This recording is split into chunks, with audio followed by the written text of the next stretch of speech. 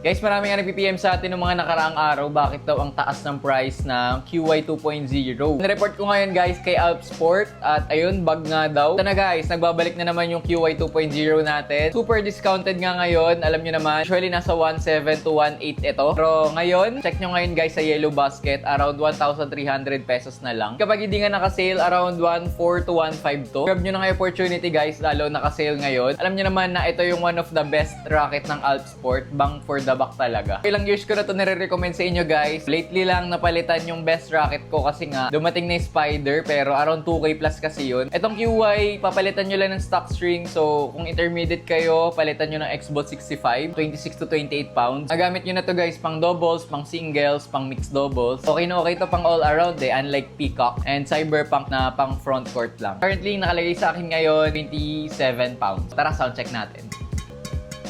Yon, very crispy. Isa pa, kaya nire-recommend ka rin to. 38 pounds yung max tension nito. So for sure, kahit taasan nyo pa yung tension nyo, kayang-kaya nito. Kung maalala nyo, ginawan ko pa nga to ng durability test na nakaraan. Binato ko sa 5th floor. So, buhay na buhay pa rin. At ayun nga sa mga nag-aantay ng update, ito na nga yun. I-add to cart nyo na nga at i-check out ba kasi biglang tumaas na naman.